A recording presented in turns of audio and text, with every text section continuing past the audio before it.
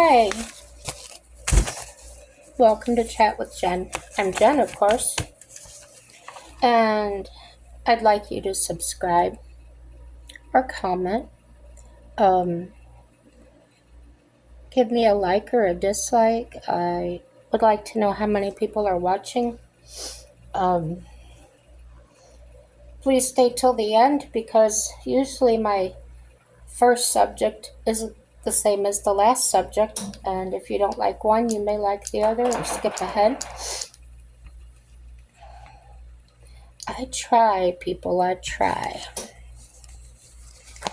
All right. My topic tonight is, well, actually, it's 4 in the morning. I took a late nap today.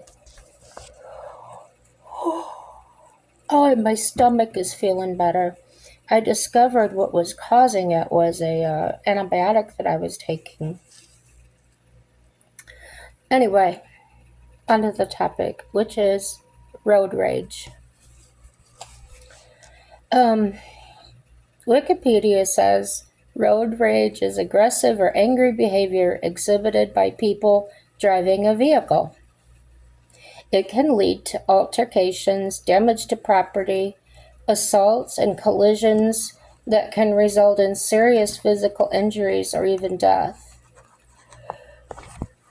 According to a study by the AAA Foundation for Traffic Safety, they examined police records nationally. There were more than 1,250 incidents of road rage on average reported per year between 1990 and 1996 in the United States. And many ended with serious injuries or fatalities. These rates rose each year of the study during the 6 years. Studies have found that people with road rage are predominantly young, 33 years on average, and are 96.6% male. Okay, then I went to Psychology Today because, I've always got to check the psychology. So according to Psychology Today, and this was written by Wendy L. Patrick, JD, MDiv, PhD, and she says, why bad looks good. So I think she was referring to maybe how people like watching these intense videos where people are acting erratic and dangerous, or maybe it's a fantasy thing. They wish they could do that, so they're trying to get their kicks. I don't know. Okay, anger. What causes road rage, and how to spot and avoid deadly drivers. And this was posted June 10th of 21. It was reviewed by Kaya Perina, and the key points are road rage can be caused by environmental factors and psychological factors. Self-identified high-anger drivers engage in hostile, aggressive thinking, express disbelief about how others drive, and consider revenge. Impatience may lead to erratic driving as vehicle operators prioritize speed over safety.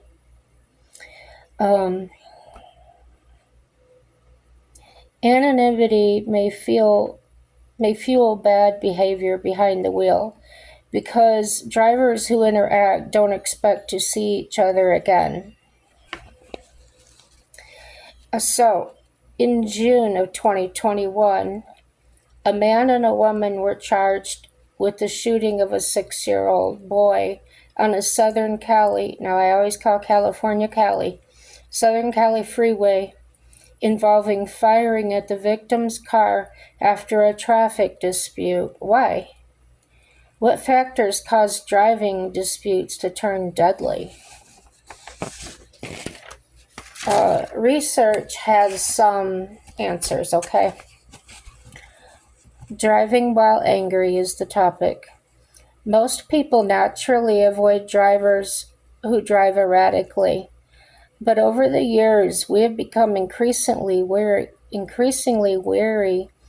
of drivers who break even basic traffic laws, including speeding and failing to signal. This instinct is well-founded. According to the American Psychological Society, APA, in a post aptly titled, and this is in quotes, "The Fast and the Furious," road rage can be caused by environmental factors such as crowded highways, psychological factors such as high life stress and displaced anger. It's going on. Stick around here. High anger drivers become angry more quickly and behave more aggressively, resorting to honking, yelling, or swearing at others. But as we might imagine, this anger is not limited to behind the wheel. Road ragers are more likely to be angry throughout the day.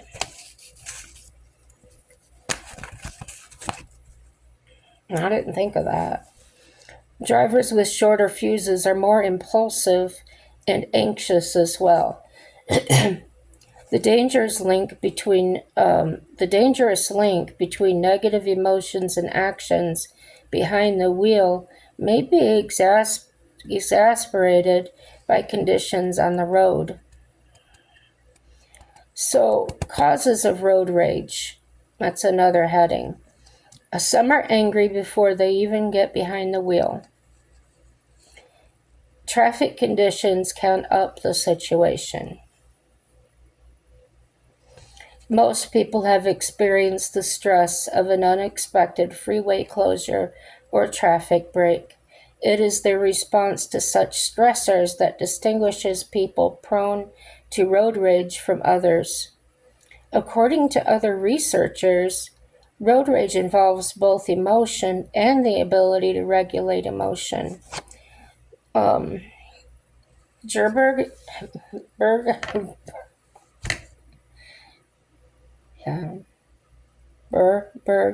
and Gross in 2021 propose a working definition of road rage as, quote, a form of fairly intense behaviorally maladaptive anger, often cued by driving related stimuli. So while operating a vehicle or riding in one as a passenger, they observe that anger experienced while behind the wheel has been defined as, quote, anger that occurs in response to driving-related stimuli while operating a vehicle or riding as a passenger, unquote. They note that driving anger does not always result in bad behavior because some people are able to deal with anger constructively.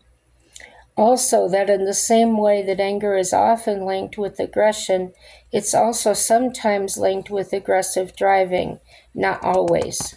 What makes the difference? Sometimes operator emotions are driven, so to speak, by both predisposition and preparedness. So, how to ensure you are not a road rager? Leave yourself plenty of time to reach your destination, so you're not driving recklessly or aggressively. Make sure you have a full tank of gas,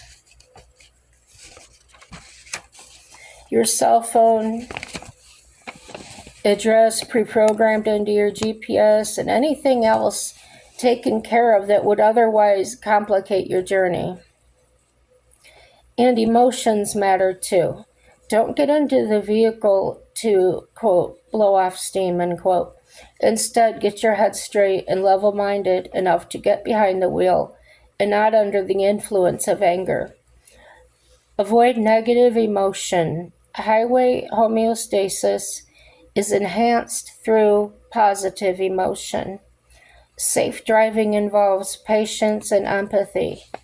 There may be a good reason someone is traveling too slow for your liking or is hesitant to proceed even on a green light. So let's all consider the larger goal of protecting each other on the road and arriving safely at our destination for the sake of ourselves and our loved ones. I wanted another viewpoint. So I went to dmv.org, and their title says, How to Deal with Road Rage. Okay. Everyone is susceptible to it, but studies have shown that younger male drivers and people with certain psychological disorders are most prone to engage in aggressive driving and road rage. If you fall into these categories, be extra conscious of your emotions and actions on the road.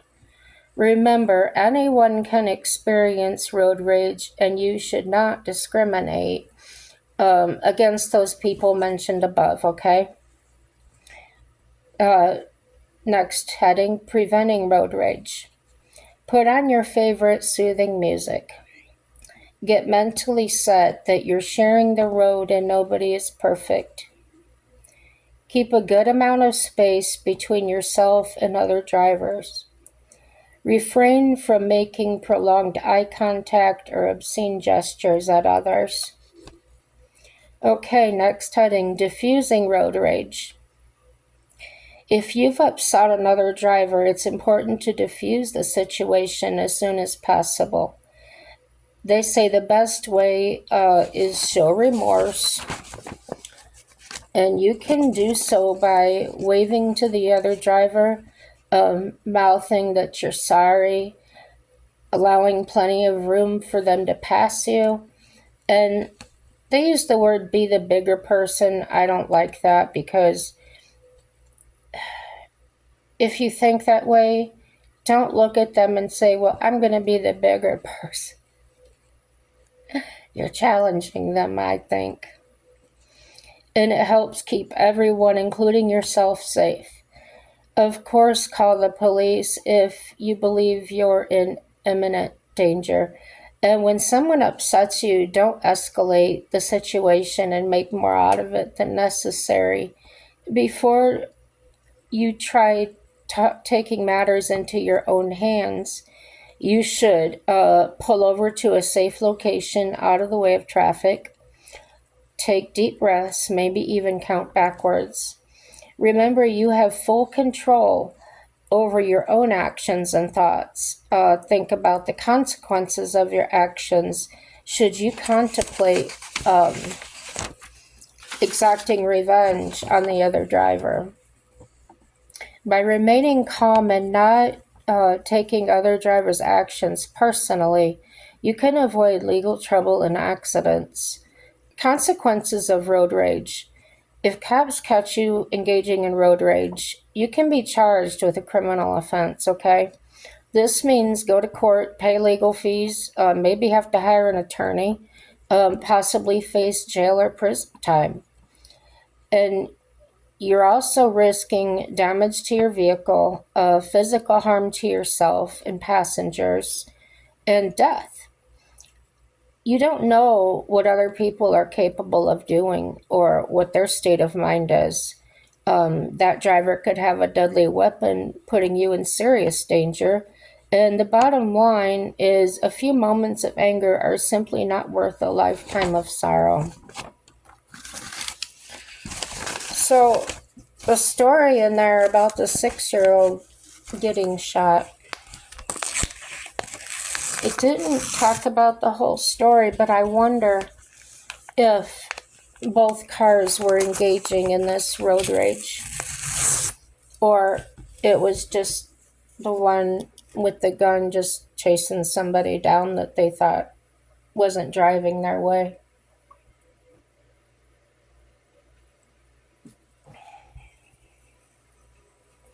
I've been in some driving situations. Um, Gosh, I used to drive from northern Indiana down to Fort Campbell, Kentucky almost every weekend. It's about an 8.5 hour drive. And mostly highway. So yeah, I saw some things and I wasn't involved in it, but I saw it going on like that. So I'll tell you what I do, and it's helped. If I have an appointment at noon, I leave at 10:45 because I want to make sure I have plenty of time to get there. I'm allowing for something to happen, whether I get a flat tire or there's a wreck on the road that I have to wait for.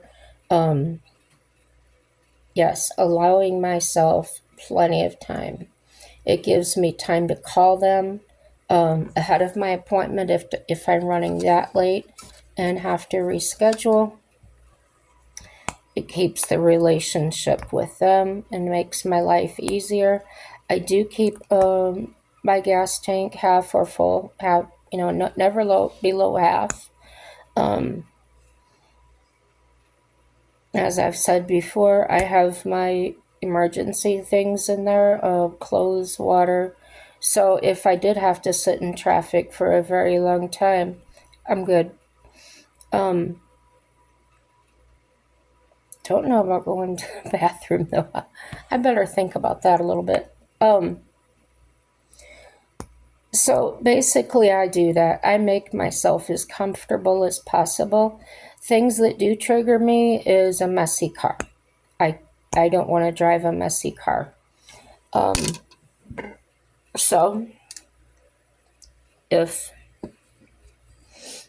if I drove somewhere and had a bottle of water or something, whatever is in there comes out with me. There's a dumpster on the way to my apartment, and I just drop it in there. I have a place for my phone. I connect it to the car. I plug it in and I turn it all the way down. And that way I'm not distracted by a phone. I wouldn't answer it anyway if I was driving. It's a habit I picked up a long time ago. They can leave a message if it's important. That's the way I see it. But anyways, nowadays, every time it rings, it seems like it's a scammer or something, so I don't even answer it anyway.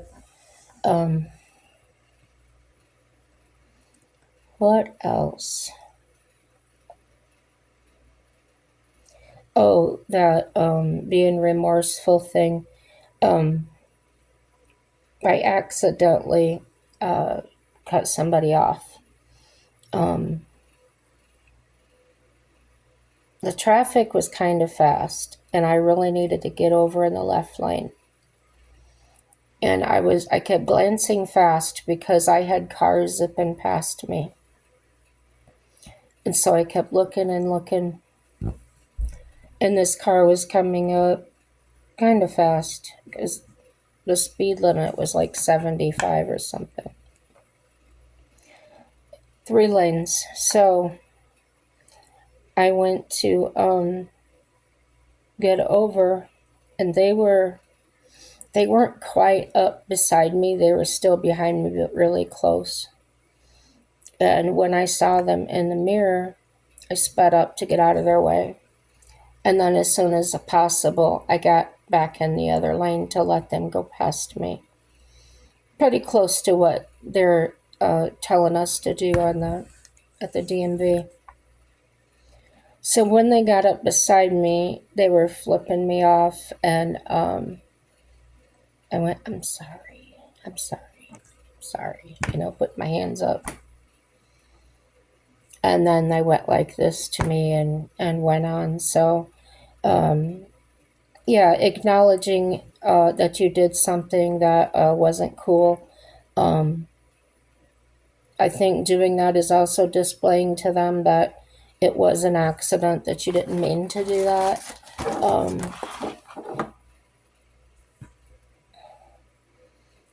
Kind of put yourself in their shoes. If you're wrong, if you did something to them and they're reacting in a rageful way towards you or upset with you, try to be apologetic. If they seem like they're going to get out of control or harm you in any way, then of course don't. You can acknowledge you're sorry with your gestures or whatever. But if they're getting out of their car and coming at you, then of course you need to evade that somehow.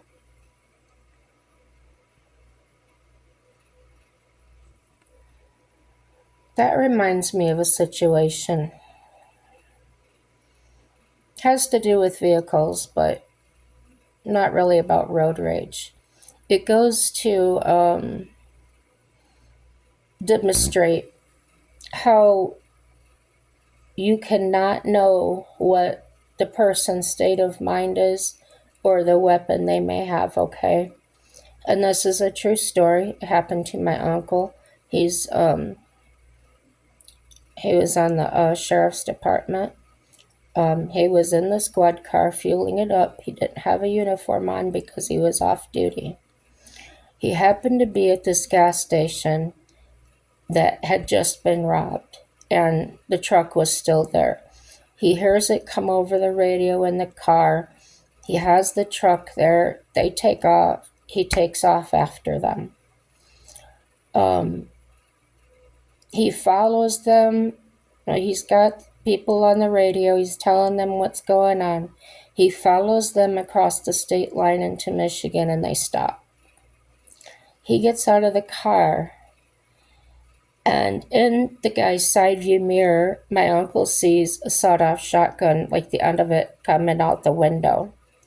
So he takes and he dives underneath the back of the truck, but he can't get far enough because he's hitting that differential in the axle, right? So I think they got him 3 times. One went in the back of his thigh, one went into his back, one went up his elbow, and another one went into his hand 4 times. So you just never know. Never know. And especially if you've got passengers in the car. Now, I have a problem sometimes riding with my husband. I think he has a depth perception problem. I really do. Because he follows cars too dang close for me. And last year he did actually rear end somebody. It was at a yield sign, and he was busy looking down the highway with his foot off the brake, and he rolled in. So another time, he was driving and I was riding with him, and we were turning into the mall parking lot, and there was a lady coming out in a white car. Well, as we tried turning there, we just kept sliding in the forward motion going in her lane, okay? She backed up, but she's making this face like, and so nothing happened, but we pulled up beside her, and she rolled her window down, and we were laughing, we were all laughing about it, and I said, man, that was too close, and she says, oh, I had it. So, yeah, and just be cool with people, because like us, we could not stop that. We were going so slow, and even still, it just kept sliding. And she was an alert driver, and she took evasive action. So, focus more on your own driving is what I'm getting out of it. Is they taught us. I went to driver's ed when I was 15, 16. And one of the things they told us was about emotional driving, and that it can be as dangerous as driving drunk because you're under the influence. And I've tried that. I've been so upset before. And I wanted to leave the situation. And I did find that I wasn't speeding or aggressive, but I was having trouble concentrating on the road. So that was the first and last time I did that. Um, when I was having my psychiatric problems with the rage and stuff, um, I would, I sat for a long time in a parking lot, or whenever I felt it's like a tightness that happens in my chest, and you just kind of feel it when it's coming on. And mine wasn't triggered by anything, it was just a chemical thing.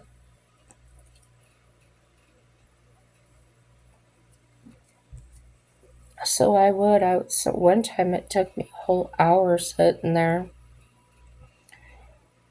just trying to get myself in the right frame of mind. I'm not a nasty person. I'm usually very easygoing and empathetic towards other people. But when I was going through that, that was awful because I knew that something was wrong. I knew that those feelings weren't me.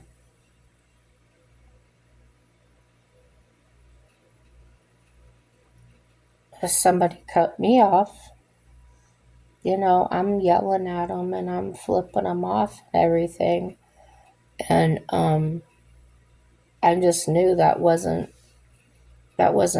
cool to be doing that. Um,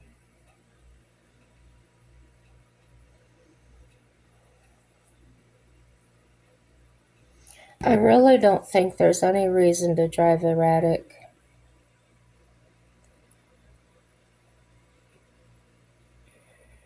If I was trying to escape a situation,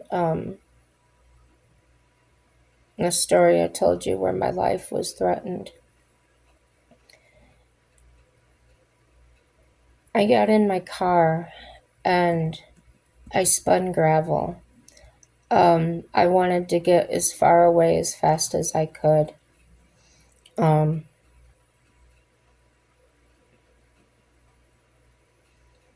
but when I had a long driveway, but when I got to the highway, I just got up to the legal speed right away.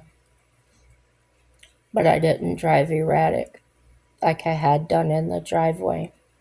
By the time I got on the road, I was calm. I was breathing slow. I was self-talking.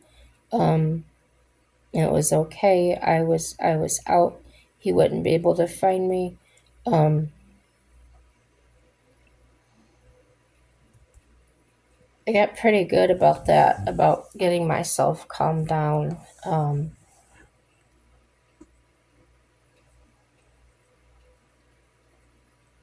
But later on,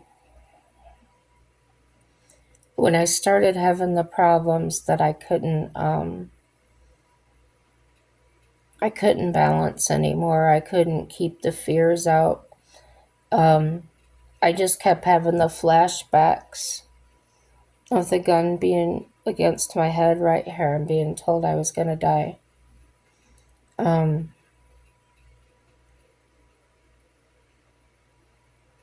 that going through my brain for so many years, always looking over my shoulder, always wondering, is this the day that he's going to find me? Um, and now my business was mobile. I was going different places all the time. Was he going to see me? Was he going to see, well, he wouldn't have known what vehicle I had. That's right. But then I did a stupid thing and I got the lettering on the side, but nothing ever came of that. So,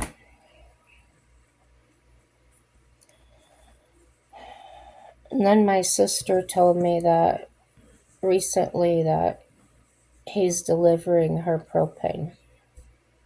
So he's working for a propane company there. I don't care. I told her I really didn't want to hear about him. And but I did cry a little bit, and I said, please be so careful.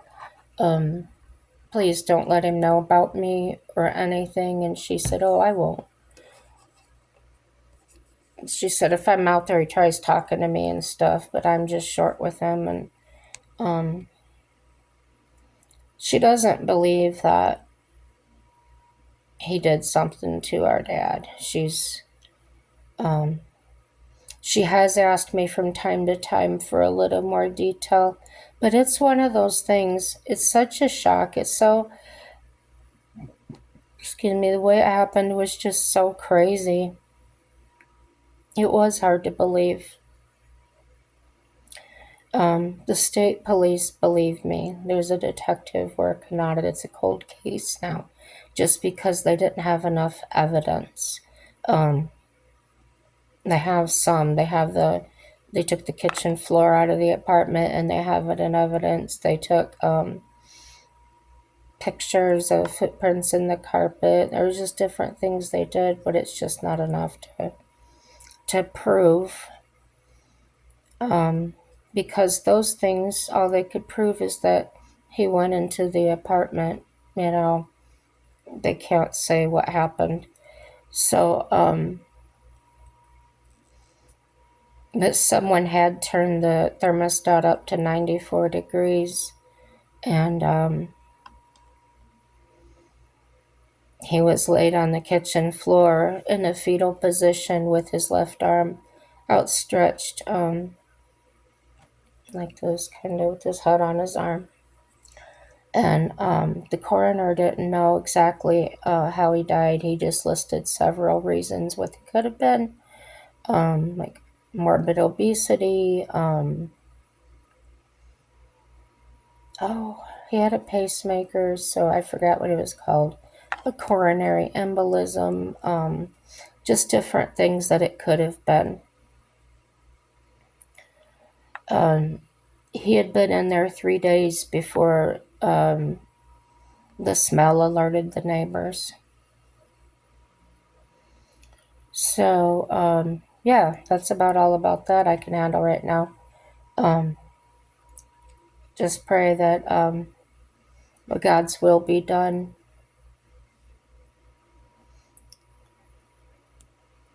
We can't do anything to him that God can't do better, and that's how I deal.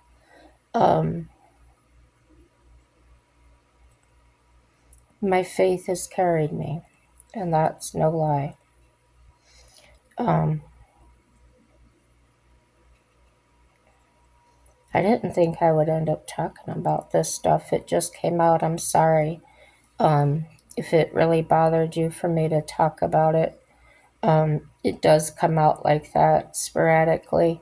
I'm just so full all the time of pain, and I don't think about it. It's just there, and I don't know how to get rid of it. I try to hand it over to God, and it just seems like I pick it back up. I just keep picking it back up. Frustrating. Yeah. Hope you guys are safe. I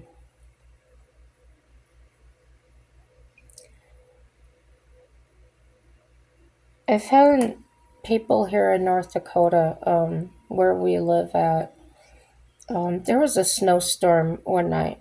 It was dark out, really dark. And it was a 2-lane highway. And we were far off, but I could see the oncoming traffic up ahead. No joke. Every car was perfectly spaced, like in the book. They were all going slow, like in the book. It was amazing. I said to my husband, I just want to stop and look at this for a minute because it was awesome. I've never seen that in my life. All these years of driving, there are so many cars. The speed limit on that road is 65. And now that I'm driving, I said in another video, I've increased my gas mileage from 17, 18 miles per gallon to 23, 22, 23 miles per gallon.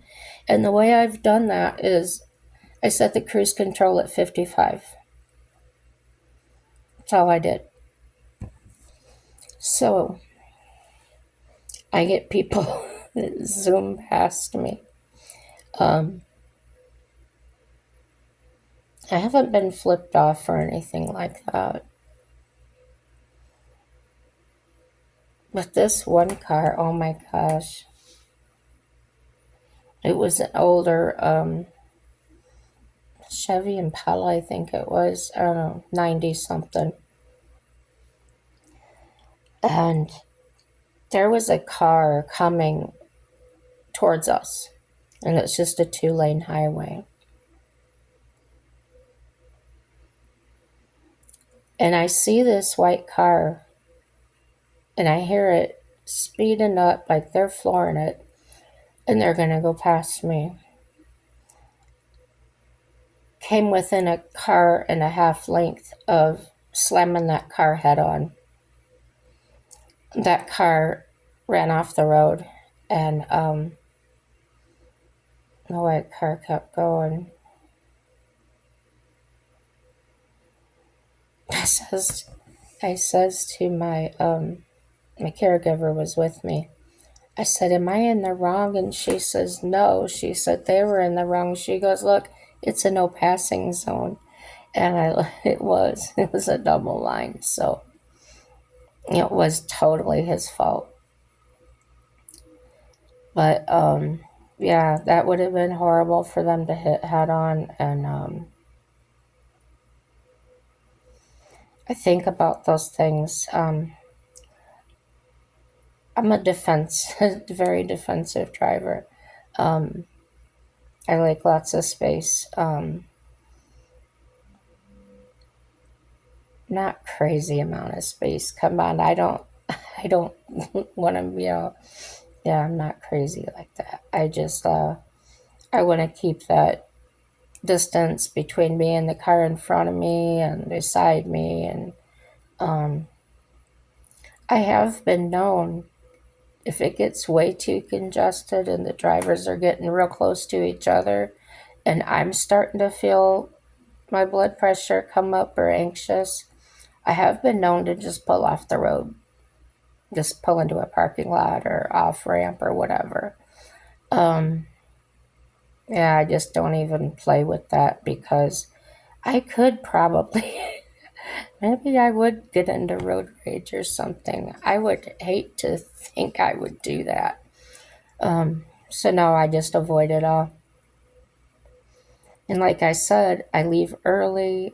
I got everything in line. So I have that time if I need to pull off the road or if I need to put my anxiety in check or, do my alphabet backwards or counting, in different ways. Those things really work, getting my mind off things. Calm down pretty quick, get my breath under control and my thinking. Yeah. I was gonna do some makeup here, but just not feeling it right now. Lots of things to talk about, but yeah, I put a video out earlier, and before I posted it, has it been 2 days ago, 3 days ago, I posted it. It's about transgenders, and the number of people that are claiming that, and I put a lot of thought into that video. I came up with a lot of evidence that I didn't know existed. I just had questions about things that were going on because I have friends that have alternative lifestyles and that, and none of them act in this radical way of they want a pride day or a month, or they're not out there. They're just normal people living their lives, not out there trying to convince people to call them something and all this craziness. So I did get a comment on that video that they hadn't heard that explained that way or talked about in that way, and they felt that it was delivered with concern and love and thoughtfulness. So I hope if you guys watch it that you take it the same way, and that you just know that mental illness is a big subject for me. I do talk about it quite a bit because I grew up with mental illness in my family. And once I was diagnosed, I really wanted to find out why people do what they do. How did I get this way? And I found out so much, and I can't diagnose anybody. I'm not trying to do that. I'm trying to get people thinking. Just think about something else, because it's like they get so upset because they want to be called a pronoun. And I go into a little bit of depth in that video because it's really explained well, and it totally made sense what they were saying in the psychology of that. It's really good. And I did list the sources in there, and obviously I condense it down, and there was, more to it. I just hit on I could have read and read and read it to you guys because it was that good. Gave so much insight to what's going on out there, and from watching videos and news feeds and things, it seems to me, the way I take it, is that's been the hardest thing for people to accept, is why are they doing this? Why are they not acknowledging there's only two sexes and things? And if you watch that video that I put on there, it's really good at explaining about social or cognitive social,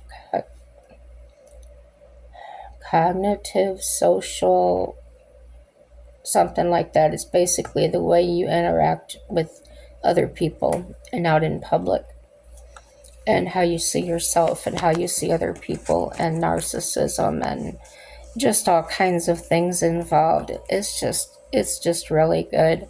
If you don't want to listen to me, just type it in to your search or whatever, and just read about it.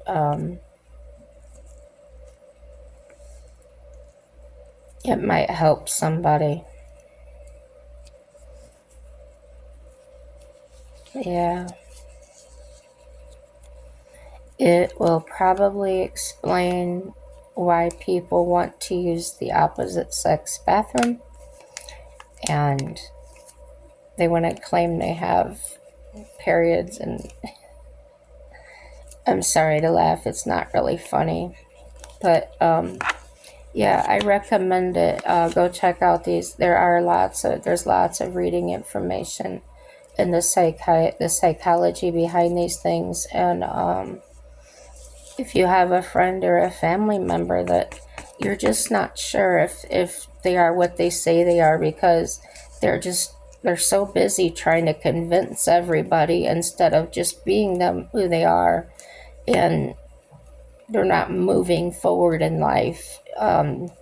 Like that's the main focus, then that could be a sign of mental illness. Yeah. So I'm finished for now. I've probably talked your ear off. Everything is good, guys, and have a good day.